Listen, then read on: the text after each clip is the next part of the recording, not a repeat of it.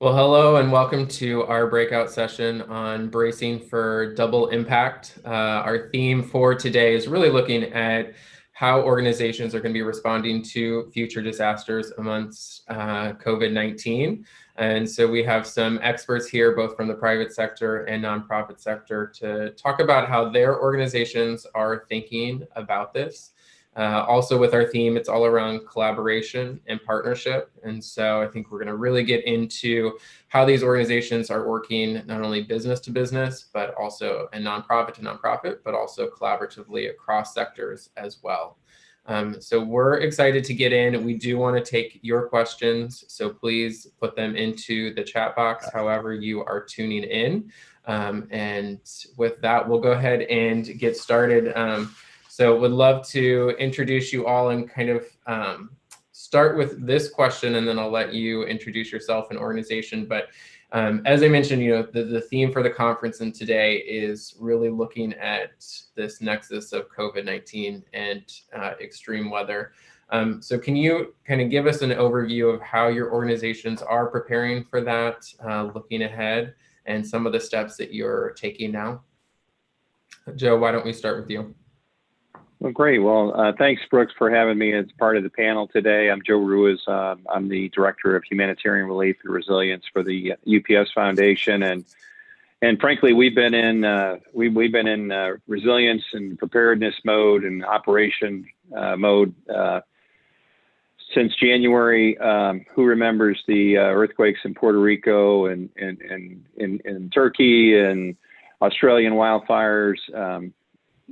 Since pandemic has hit, I think it's really honed our collaboration because it's forced us again to be collaborative to solve challenges for our customers, communities, our partners in the nonprofit space, to work with them to understand what they can and can't do and how we can repurpose our funding. One of the things we're trying to do today is to use this time when our employees, are getting prepared. Many of our non-operational people are, working from home, is to really start to focus on the tools that are available for them to plan. We've got a lot of great partners. Brooks, you and I work on a weekly basis on resilience for small businesses. You have a great platform, Resilience in a Box, that has the tools and the assessments that our businesses can use. We have partners like Operation Hope that provide financial preparedness tools, and they have a national call center now for people who have been impacted or may be impacted in the future. Other partners like St. Bernard Project, they have a lot of resources on their site that focus on flood insurance and what you need to know, and other preparedness techniques that you can use. So we're trying to communicate those things to our employees while we're all dealing with the COVID pandemic.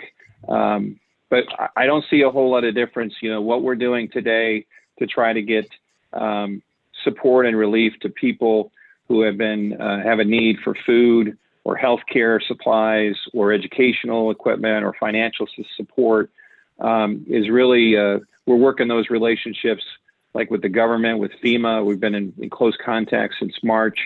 And again, we talk to our customers every day because they're the makers of a lot of those products. So I think when the natural disasters hurt, those relationships and the things we've been doing for the pandemic will just continue to collaborate and get the PPE to our nonprofit first responders. I see that as a potential real need in the future as disasters happen. But I think what has happened and transpired has made us all either come closer together, and I think that will help us as we move forward into the future. That's great. And we had Laura Lane on Tuesday talked about your global footprint in 220 countries around the world, and really how those relationships with businesses and governments was so impactful, and touched on a lot of what you touched on as well. So that's helpful. Son, can I go to you next to touch on Home Depot? Yeah, definitely. Thanks, Brooks. I'm Son Walker. I actually manage our strategic partnerships and programs around housing and also with disaster response and also our corporate volunteer engagement. One of the things that I love about the Home Depot Foundation and the Home Depot, a lot of things that we do is proactive. So being able to be prepared for whatever happens with the natural disasters, with some of our great partners, and you have William here from Team Rubicon as one of our national partners, but having a strategic partnership with disaster response partners that are already experts, subject matter experts. Now we're just the convener or the funder for those great partners, but already having about 6 nonprofits that we fund in different ways. So we look at Team Rubicon, we fund them in different ways as far as salaries, for operations, training, development. And what does that do indirectly for us is for them to be able to go into those environments to pandemic, to change their focus of their mission because of the partnership and their comfort zones to tell us what their missions and what the changes are within those missions. What we found is that having those partnerships, we were able to adjust to the pandemic that happened. We started sending out emails around February or March timeframe to try to get a new focus or a new reasoning or new vision on what our partners are going to have to repurpose their funding or readjust what they're doing. So whether it was they're going to start doing food insecurity, serving food insecurities, or they're going to continue with doing repairs, or they're going to continue doing supply distributions, or they're going to just continue to do traditional work. But one thing that helped us is, again, we had the relationship. They had no fear of telling us, Home Depot Foundation, we're not going to be able to do muck and guts anymore. We're not be able to do debris removal. We're going to have to start partnering with Meals on Wheels, with Feeding America, and doing all those different types of functions. What we were happy to be able to do, and what was easy for us to do because we're not reacting to events, because we have the partners, we were actually able to sit at the tables with our partners, whether I said before, Convoy of Hope, American Red Cross, Team Rubicon, Operation Blessing, All Hands and Hearts. We were able to partner with them to actually adjust what we do and what we fund specifically on a traditional basis annually to what the actual needs are for them and also for the community that they serve. So for us, it really wasn't a hard pivot because we have those partners. We know I have a lot of colleagues that don't have those traditional national partners that are in that space, whether it's natural disasters, serving for pandemics or food insecurities. And now they have to be reactive and have to learn about those partners. We don't have to learn about the partners. We know them. They've been with us for at least 5 to 10 years. And so we know how to pivot when it's necessary to make those pivots. The only thing with us is that when it came to this pandemic, and a lot of people don't know, and I was discussing this with Joe and Will before we jumped on the call, is that we are a 501c3, that we fundraise for what we fund, and every penny that we fundraise for goes to the communities and to our partners that we serve with.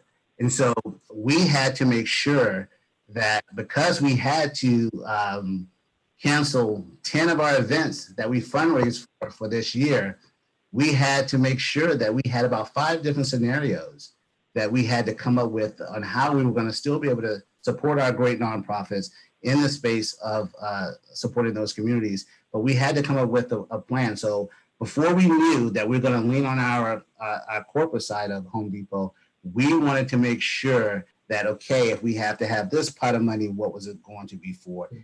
This part of money, what we're going to be able to accomplish as a team.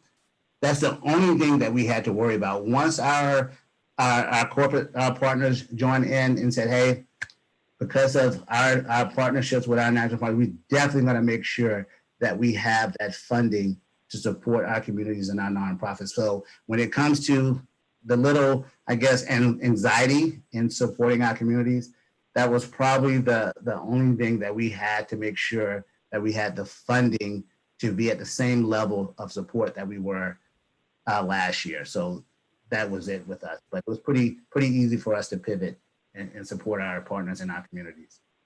That's great. No, I appreciate that. And funding is definitely one of the topics that I want to get deeper into in this conversation as well. And what I really liked about what you said about the strategic partnerships and really look to them to inform you, I think that was a conversation that we've had earlier this week from another corporation that said they really looked at their nonprofits on the ground to educate them on what the situation is going on and help them assess and make decisions. So I appreciate that back and forth.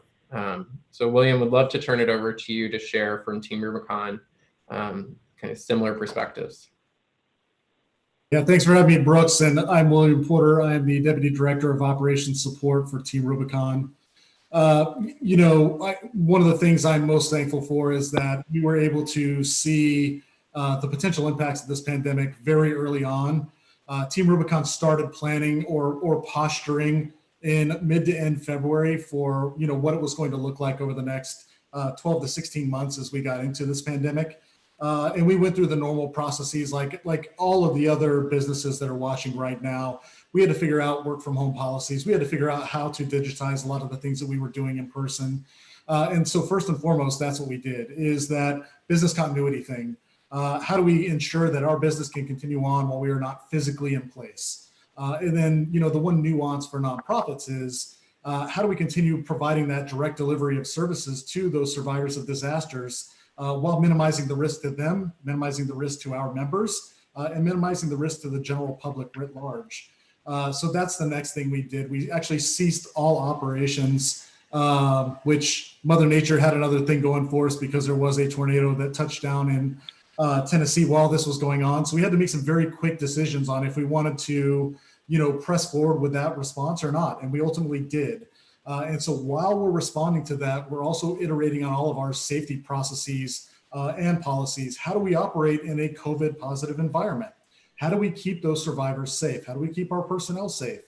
And so we put some very quick work into things like that, taking the CDC guidelines and you can imagine at the very beginning of that, there was very sparse information. So trying to make the best decision we could and letting our culture drive us, which was ultimately to help people and not do additional harm. So we were iterating on those safety policies while that was going on. It allowed us to continue to work while we shut other pieces of our operations down, like our rebuild activities down in Houston. Basically, the highest impact activities were what we continued on. And then thankfully, Mother Nature, kind of slowed down after a brief series of tornadoes between Alabama, South Carolina, and Tennessee again. So it has been a underactive tornado season in the United States, but that allowed us to prep for the potentially overactive hurricane season. And for us, we're taking all the lessons that we've learned over the past 3 and 4 months. How do we operate safely if we're going to put more than 10 personnel on the ground? If we're going to have a strike team mucking out a house, how do we do that safely to not only get the work done, but also ensure we don't leave COVID behind or potentially COVID behind? When our members are coming in, like how far is it safe for them to travel from? In a large response for something like a hurricane, we would generally fly people from across the United States. How do we respond that way without being able to turn on flights? Because that is one of the biggest risks that we have. Taking somebody from, say, and I'll use King County, Washington, which was the initial epicenter for COVID in the United States. We have a pretty large population base there. We wouldn't want to take somebody from King County, Washington and fly them to the panhandle of Florida because not only are you going to have all of the potential contact points at the airports and then in the actual airplanes going there, but then once you get on the ground, there's a very real potential for coast to coast transmission of the virus. So we're trying to keep things very hyper local, usually within a 50-mile radius or expanding out to no more than like a 450-mile radius, but keeping a very keen eye on where the population centers are that have upticks in COVID. Those are the primary ways that we have pivoted and we're preparing for the hurricane season. That's great. William, I'd like to kind of stay with you on that point, actually. Can you talk about how you're having those conversations with your private sector partners? And I know a lot of the companies that we work with are also thinking about their employee volunteers and what, how they facilitate that. Is that even something they can do? But how are you having those conversations, and then I'll turn to the companies to kind of explore that further as well. Yeah, sounds good. And one of the things I left out earlier, which is pertinent to this response, is because of the underactive tornado season, Team Rubicon did not want to sit on its laurels while this pandemic was going on. So while a lot of the other nonprofits that, as San mentioned, deal with the food insecurity, they lost a lot of their volunteer base because they are that at-risk population. Team Rubicon has stepped up to help. So for us, we have been doing things outside of our traditional mission, like food insecurity, which is helping to staff food delivery services for those that are immunocompromised or, are potentially or could potentially be at risk of COVID. Food pantries, food banks, things like that. So as we pivot into the hurricane response, two things have been very important there. Number one is the engagement of our corporate partners. So while we're doing the food insecurity responses and supporting organizations like Feeding America, like Meals on Wheels, engaging corporate partners like the Home Depot Foundation, PepsiCo, Case Heavy Equipment, Carhartt, we are still trying to utilize them, but one of the things that we are implementing is that they have to follow the same safety protocols that we are. So regardless of where we're at, and there's a lot of things in the United States right now on, the wearing of masks. Any Team Rubicon activity, if you are going out in public, you have to wear a mask. So we push that to all of our corporate partners. That's one of the things that we want to have happen. And again, in order to minimize the risk, regardless of the transmission rates in the specific county or the specific state, that's just one of the things we do to be safe. The second thing is again, we don't want any corporate partners flying anyone in. Because we want to minimize the risk of transmission. So again, those same guidelines within 50 miles of that specific opportunity to help, or we'll push that all the way up to 450 miles, but usually not past that. And one of the things that we did in the very initial days, and we're kind of moving back towards now, is we are looking at those hotspots, and we're keeping very close mind of the states that have travel restrictions. So as an example, I believe it's New York State right now. If somebody comes from Texas, which is where I'm at, they have to quarantine in place for 14 days before they can go out in public. So we're keeping track of those things, and we're ensuring that our members adhere to that, and any of our corporate partners here adhere to that as well.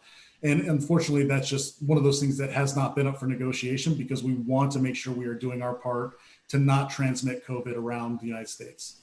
Yeah. I can chime in under that, Brooks, because we are currently working with Team Rubicon along with a couple of other nonprofits. And when we look at the theme of collaboration, because we know that our nonprofit partners that are in that disaster space, that they, in volunteering is what, that they have the expertise on that social distancing, and created those guidelines, those SOPs on how we can better interact with them and interact with other nonprofits around volunteering. So what we did roughly about 2 months ago is that we sent a filler out to our nonprofits, well, at least I did, to Team Rubicon, Operation Blessing, United Way Greater Atlanta, to get some guidelines around what they have in place around social distancing. Because what we had to do is we had to really shut down our Team Depot arm of the foundation, which is our volunteer engagement piece of what we do in the space of giving back. But what we wanted to have is some of the materials that we were utilizing to get us equipped with the knowledge on how we need to re-engage in volunteering. And so, and I say that because we're going to be working with Team Rubicon. It's a pilot, as we're just starting this month to re-enter back into the volunteer volunteer space. But we wanted to work with them to build a pilot, working on social distancing, how we need to engage with our volunteers, with our associates. Our Team Depot developed a SOP to engage with the community, but also the proper way. We have 3 stages. The first stage is really the basic of doing this pilot, but then doing a lot of the kitting events on our in a controlled environment, whether it's at our stores, at a partner's location. But again, collaborating with our partners, we're also doing a project with Meals on Wheels, which is another one of our housing partners. And again, is another pilot, and we're going to look at 10 locations with Meals on Wheels America. But again, it's based on collaborating with Team Rubicon, Operation Blessing, getting the proper guidelines and getting everything approved internally with our HR team to make sure we were in compliance with CDC, but also with the Home Depot. But again, being able to give back is what our brand is about, giving back to our communities so we can get back out there. Besides, it's always great to do virtual, but we really want to get back out there and get our hands on really volunteering and work with our nonprofits has allowed us to do that. Yeah, that's great. Joe, I'm sure you have had those conversations with 500,000 plus employees around the world. Oh, yeah. Yeah. And of course, our hearts go out to all the essential workers, especially, those first responders, healthcare workers, our own UPS employees who have delivered 20 million meals around the United States. We work with McLean Foods. We work with the Salvation Army to deliver food. I just to touch on Sean's message about, social distancing, just another plug for the Chamber Foundation's Resilience in the Box, because the COVID and CDC guidelines are posted on there as well. We've done a lot with our partners to communicate, safety is first for everything that we do. And I also want to highlight that, we've been doing a lot of pre-positioning all year long with our partners like Good 360, which does a tremendous job of providing product.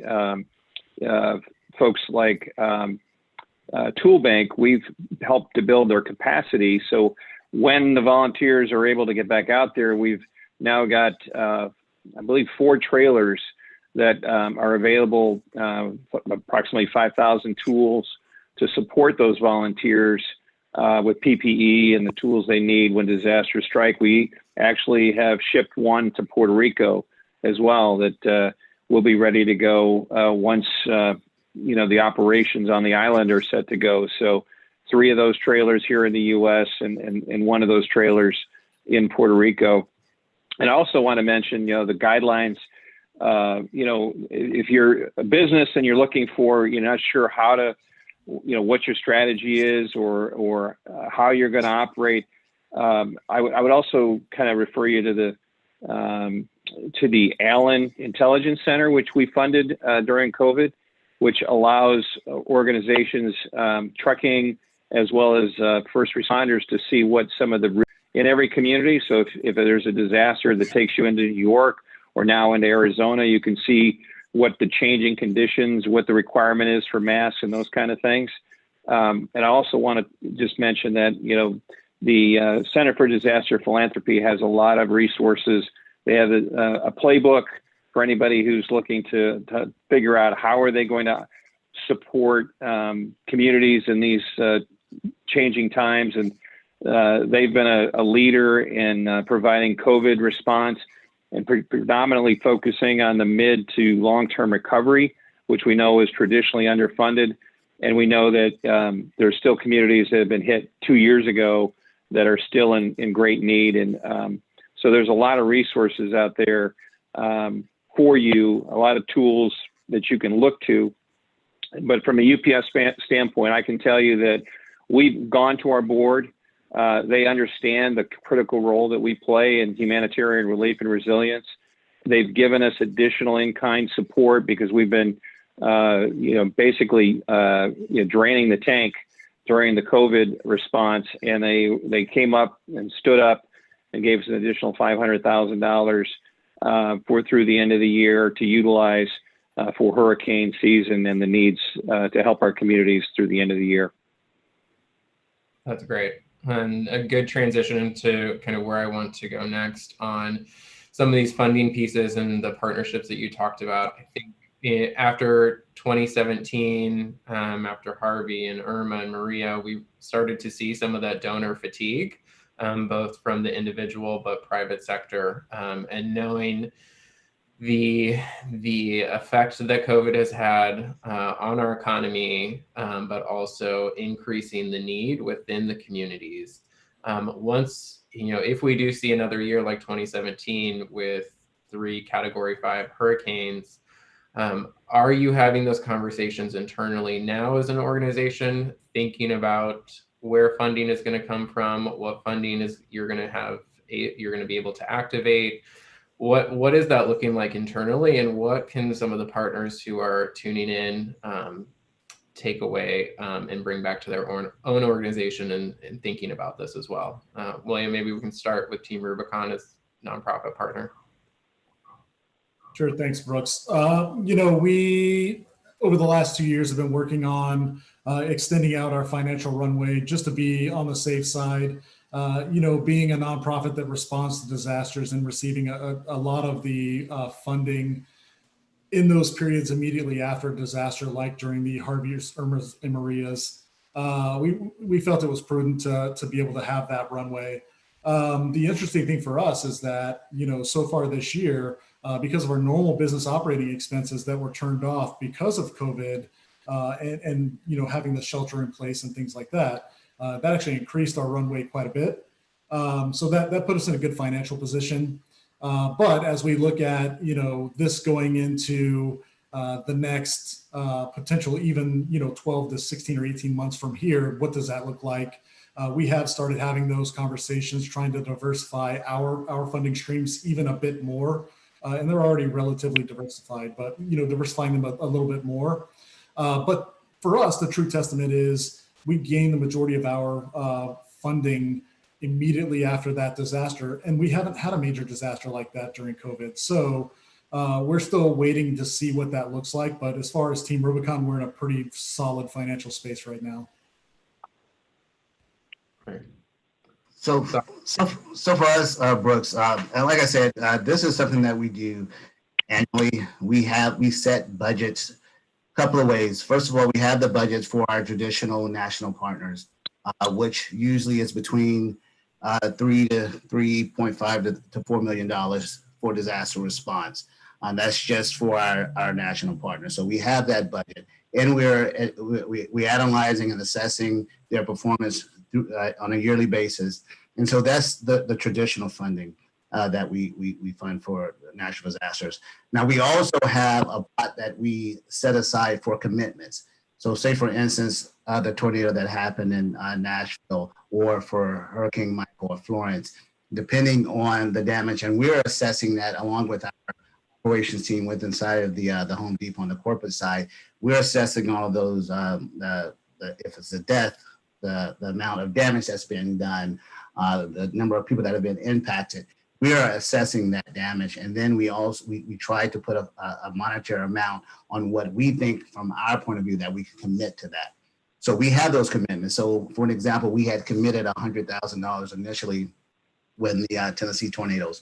Those funds are open, portion of it is to our national partners, but then we also have funding for, World Central Kitchen was to send us something. CORE was to send us a response, but a request. But that we have those two funding streams for straight natural disaster. So the judicial funding that we have for our national partners, but then those commitments throughout the year. When COVID first came about and it turned into a pandemic, we actually sat and kind of tried to see how we were going to assess our commitment to support the COVID response.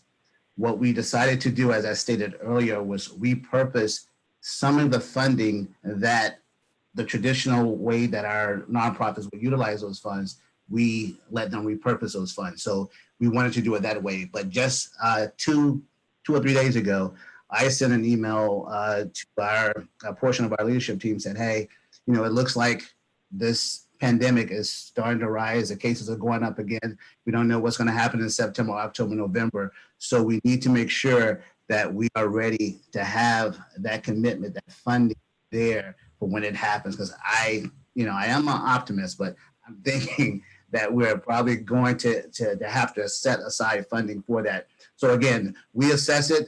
We talk amongst each other. We talk amongst our partners to see where they are. And so we are getting ourselves prepared for if that happens. One of the things we did towards the end of November of last year, and what the foundation usually funds is relief and response is what usually we focus on. I presented to our leadership team that we need to try to tip our toes into the long-term, short-term recovery space. So this year, and usually all of our disaster response partners go before our May board so they can be ready for the June hurricane season. And so what I had proposed to them, I said, hey, we need to do what we need to do with the long-term, short-term recovery so we can make the difference from the 6 months to 18-month or longer time frame it takes to get a community or home or clients back to where they should be after a disaster. And so we agreed to do that. So what happened? Around February, COVID happened, and we had funding set aside for long-term recovery. But again, because of how we are proactive in our assessment and not just waiting for things to happen, what we end up doing is that the partners, including our great partners, Team Rubicon, they were going to go before that board in May, including long-term recovery. But what we decided to do this August, they're going to go before the long-term recovery disaster response board. So we have 4 partners that are going to go before that. But again, I know we have a lot of our partners, and we talked about it earlier about the fatigue. The only disappointing thing for me, and this is that being a part of an organization that's fun, is that we don't have an unlimited budget. We would love to fund so many of these great organizations that are doing great work in communities. So it's not more a fatigue for us, it's a disappointment for us that we're not able to fund everyone that's in need, because we know that the need is out there. But we're trying to work on things to fund as many of those partners that want to reach out to us. But again, when you look at for the commitments that we put out there as our marketing piece, when we're making those out as I'm forgetting our media presentation on what we're doing around commitments, look for that and reach out to us when that happens. And we last year we made a more streamlined grant agreement. When I joined the team 2 years ago, we were trying to see how can we make this quicker it doesn't take so long for a potential partner to do those commitment type of grants. So it's a stream straight to the point time of grant agreement and application process. So when you see the Home Depot Foundation making a commitment, reach out to us, and it doesn't hurt to shoot an email or to let us know that you want to apply, and we'll talk it through, and then we'll go from there. Joe, did you want to jump in? Hey, Brooke. Yeah, I just a lot of what was said goes the same. We have our national partners. We're working on a weekly basis with our local business units. They get budgets. We've recently, told them, given them recommendations on some of the humanitarian relief organizations, their local chapters along the southeast coast, along the hurricane corridor. There's also the challenge that everybody's budget has been shrunk by COVID. There's also a huge focus now on social justice, and for those nonprofits where you can demonstrate that we know that disasters impact all communities, and those that are underserved are actually the ones that hit hardest. So that I would say that where you can demonstrate that you're making that impact in underserved communities is an opportunity potentially to make sure that some of that funding that might get diverted to new initiatives that we're seeing, because there's just so much focus right now on social justice, and rightly so. That if we can bring our humanitarian efforts to show how we're focused on those underserved communities, I think that's an opportunity for to find those revenue streams as well. So I would tell people to make sure that you're defining your service from a nonprofit perspective, so that we understand where you're making that impact. And again, we know that it's predicted to be a very active hurricane season. We all need to be collaborative. We need to really hone in on the preparedness message for all the businesses out there to make sure that our employees take all the steps necessary beforehand, and that will hopefully lessen the impact and lessen the need that the nonprofit organizations, lessen the number of volunteers that will have to hit the ground, and try to be as prepared as we can. That's a great segue. Couple points to mention. We did during this conference on Tuesday have a session on strategic giving for COVID relief, and so encourage anyone tuning in who wants to learn more on some of those points that Joe just talked about. There is a session that you can go back and watch. But great segue into preparedness, which is where I'd like to go next. And we do have some questions rolling in. So as a reminder for those watching, feel free to put your questions into the chat box and we will try to get to as many of them as we can. But even though we are currently in a global pandemic or a disaster, we are looking ahead to the next disaster, and there's no reason why we can't be preparing ourselves now for those disasters. So one of the questions is, how are your organizations, you've touched on what you've been doing for your employees, but how are you educating the general public on emergency preparedness, specifically in those locations where they are more disaster prone or have more dangerous weather conditions?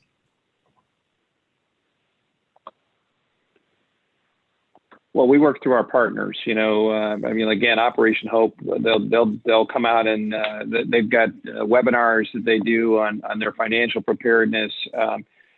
What I tend to see is that places that are hurricane prone people tend to be more advanced in their preparation. It's trying to convince people. I live in Atlanta. Nobody was prepared for Snowmageddon, and those are the places, the Midwest with hurricane and tornado season.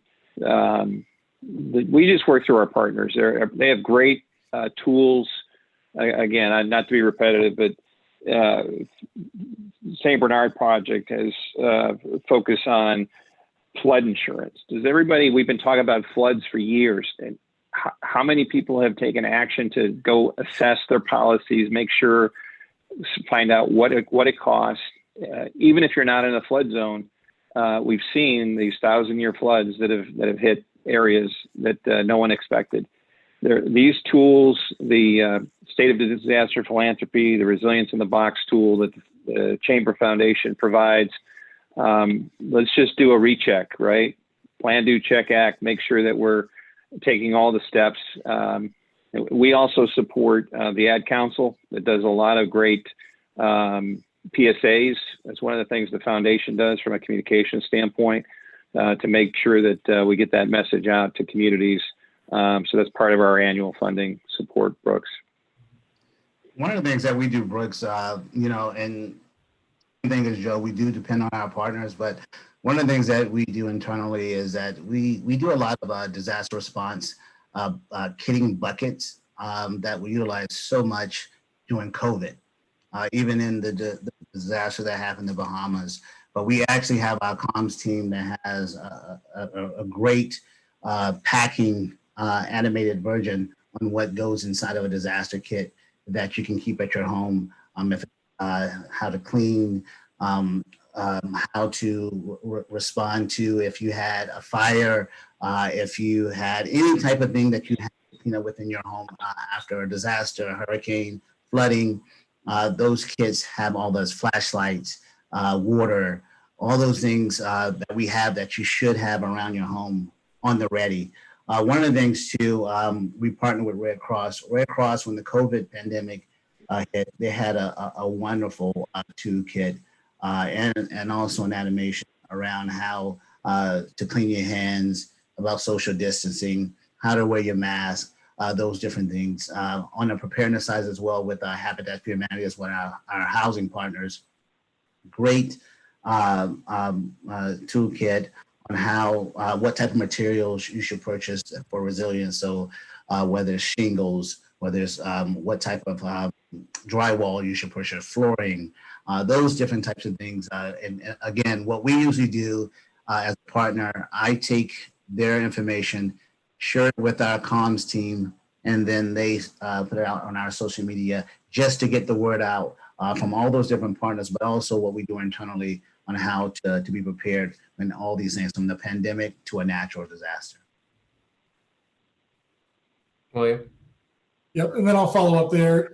Team Rubicon has taken part in preparedness programs in the past. This year it was on the roadmap to actually build a pretty robust preparedness campaign.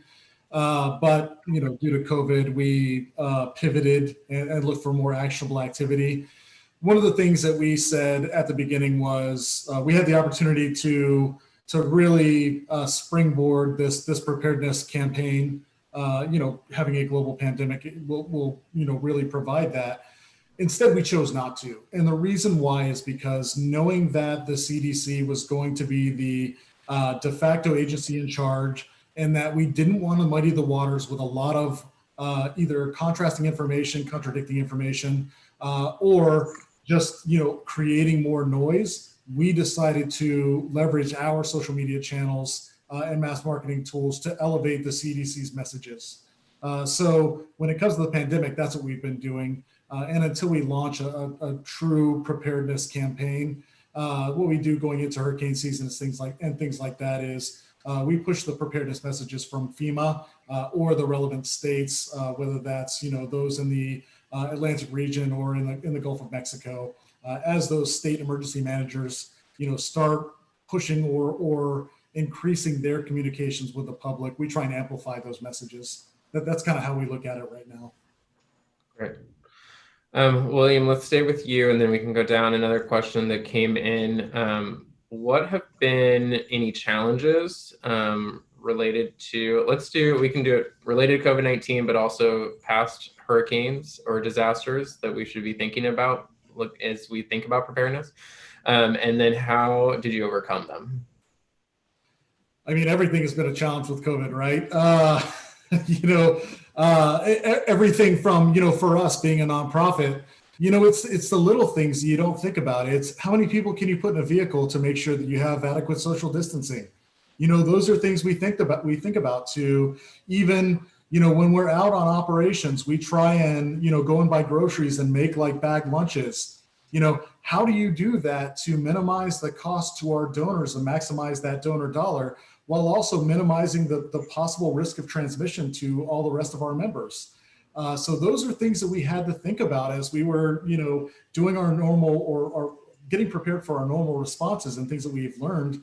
And then, with a hurricane, they're usually covering a wide swath of area. And we usually deploy a lot of Team Rubicon gray shirts to that. But again, how do we, focus our efforts? And this is where that CDC Social Vulnerability Index and driving the resiliency and targeting those most at risk has become imperative for us because, we don't want to take our very, very limited resources that we have at this stage and point them in an area that doesn't really need them while that underserved population just continues to be underserved.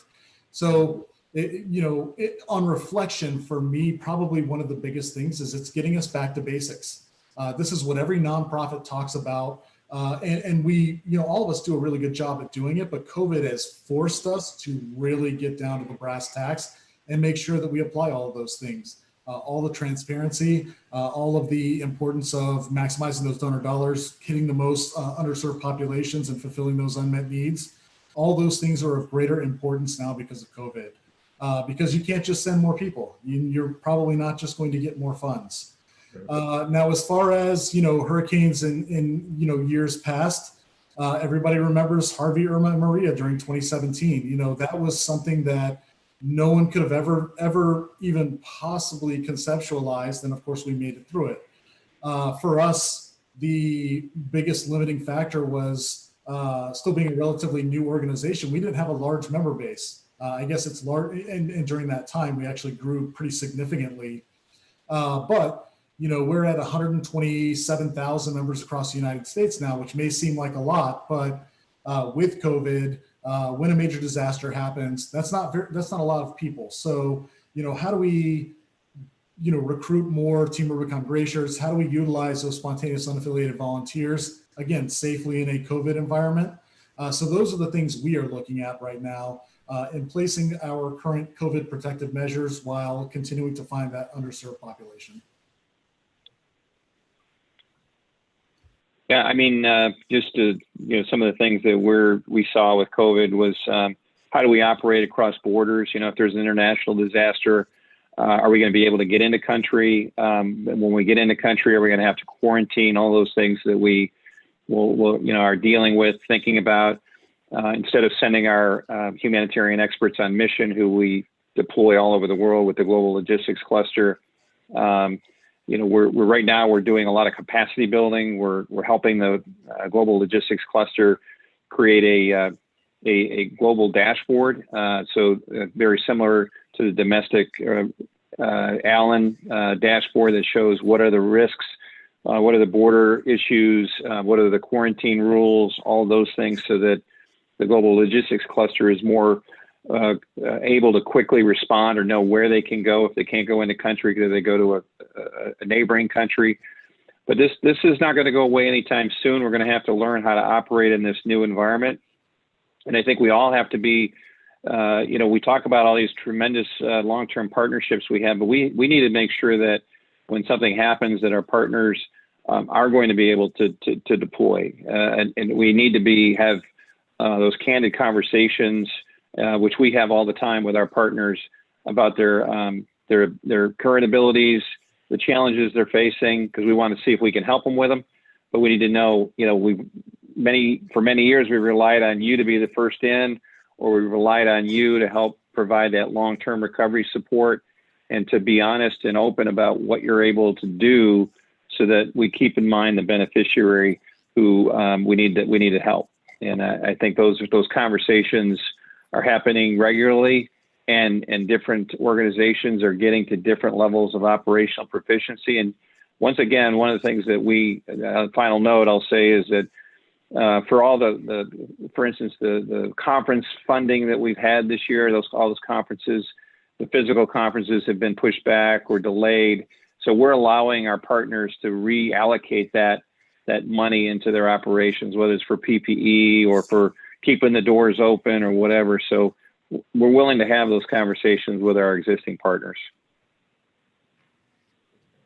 The things as we look at hurricanes, because we are already positioned to support hurricane relief and disaster response, and all that type of things.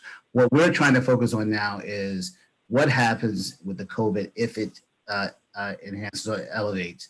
So we're trying to look at those under-resourced communities, because as we know, a lot of the people that have been impacted by COVID are in those under-resourced communities. So any organizations out there that are focusing on education, housing, because when you look at education, a lot of the kids, first of all, are not able to eat lunch because they're not going to school like they normally would.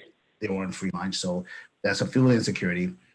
Another thing with education, when you're doing homeschooling, who's paying for those laptops that those youth that can't afford to have a laptop and work at home or have internet service?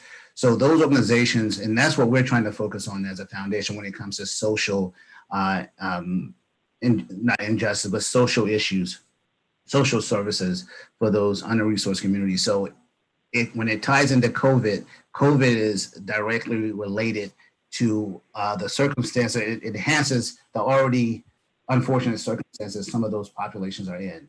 So if one of the things that I am trying to promote or propose within our organizations is that focus on those education, housing, our associates engagement as far as mentoring, whether it's virtual or digital as well. So anything around that COVID, when I say COVID, I mean as a funding those things under COVID umbrella that are associated with those type of things that can impact communities is what I want some of those nonprofits out there that are seeking funding around COVID. Think about those things as well.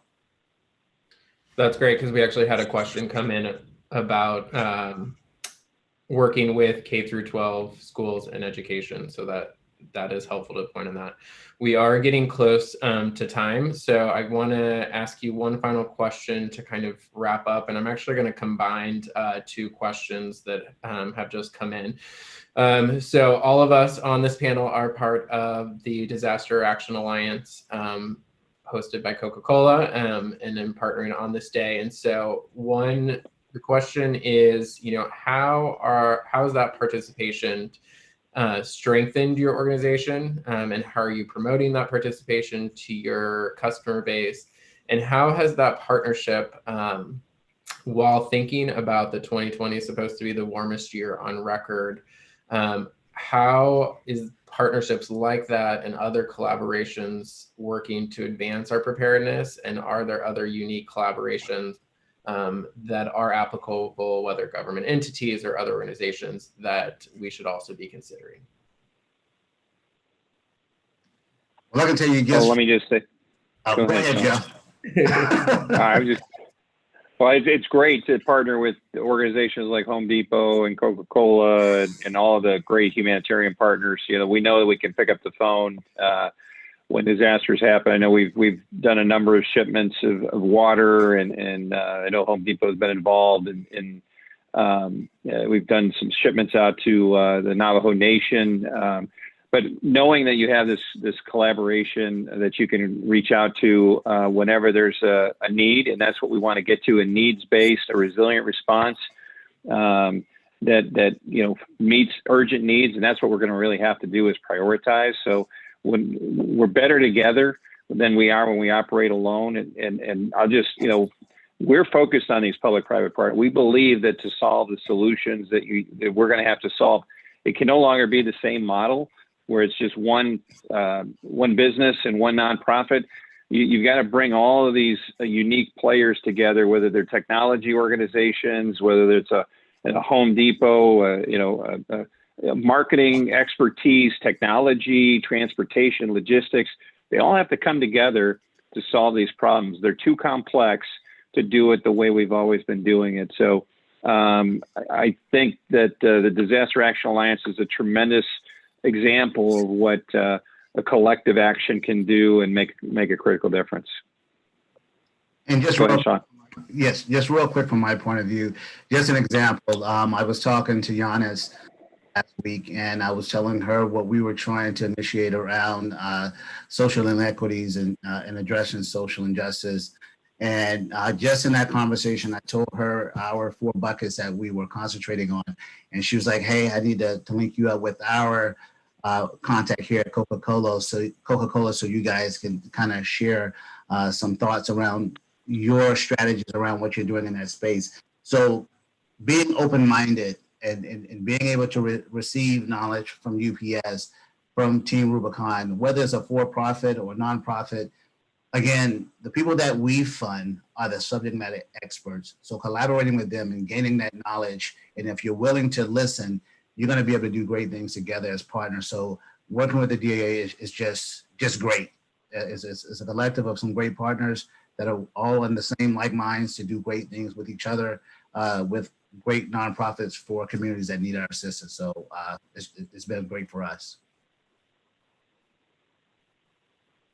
Yeah, and bring up the rear here. Team Rubicon is willing to collaborate with anyone in order to expedite that service delivery to survivors, to fulfill those unmet needs, and really to solve those worldwide injustices, whether that is food insecurity, just not having resiliency and things like that. So Team Rubicon has been a member of the Disaster Action Alliance for, I believe, the past year. I think we're coming up on exactly a year. And the opportunity to collaborate within the greater Atlanta area has been great. And where we've pressed into other opportunities like during Hurricane Dorian has been amazing as well. We're also a member of the National Voluntary Organizations Active in Disaster, which is another collaborative group. And I see those as not in they're not, fighting each other. It's more of a parallel thing that Disaster Action Alliance has been, really been providing solid connections to other partners and markets that we would not necessarily have had any interaction with. So I think in that case, it's been growing the collaboration across various sectors. So it's been great. We're looking forward to Disaster Action Alliance potential growth throughout the United States over the next year to really see what possibilities can come of that. But, at the end of the day, we are willing to work with any organization, any group that ultimately will help, get the people what they need after a disaster.